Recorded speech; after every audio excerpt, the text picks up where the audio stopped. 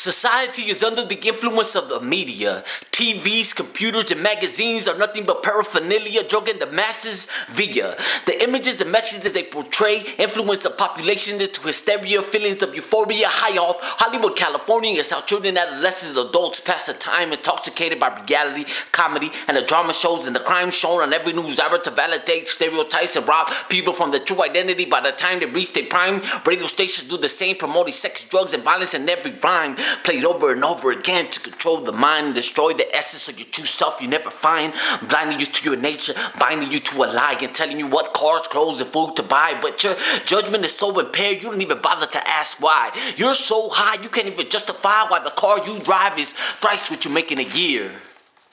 You're willing to pay any price just to look nice, gambling with your life, throwing it like a dice, then crapping out, selling out to pop culture, living your bank account in a drought, living a lie instead of your dreams. You know more about the athletes and celebrities and magazines that you know about yourself, struggling with your self-esteem, media fiend, sucker for the silver screen, and not everything that shines is gold. And even if the actors and artists sold their soul, at least they didn't get robbed like you did for yours. You're a puppet just like they're a puppet. If you didn't know, the difference is that you pay, but they get paid to be told what to do. It's detrimental when the rapper tells his fan to stay true. True to what? To the lies of history and the media tells you about you. The same way the flat-chested are influenced to get their breast augmented, it's the same influence that got the minority apprehended. They got you addicted, but like an addict you won't admit it.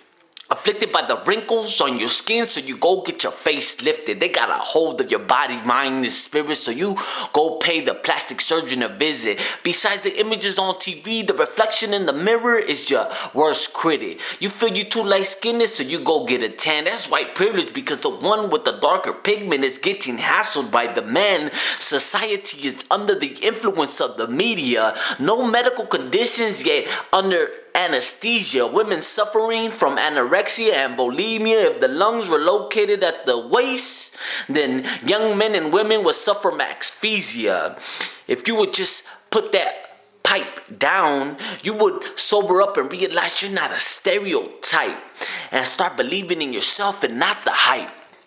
In the land of the stars and the stripes, you can be anything you want to be. You don't have to be influenced by what you see on the movie screen and TV. And if in God we really trust, then we must go against the odds put against us and deconstruct the facade of social constructs that obstruct justice and progression and encourage prejudice perception.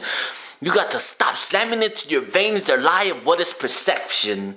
As deadly as cocaine is their deception to the soul, trapping your mind like a bird in a cage as you flip through the pages designed to make you feel insecure about your pigment, weight, and age. With every puff you take, illusions of grandeur, buying you merchandise you can't afford. As your addiction takes priority, will your soberness ever be restored?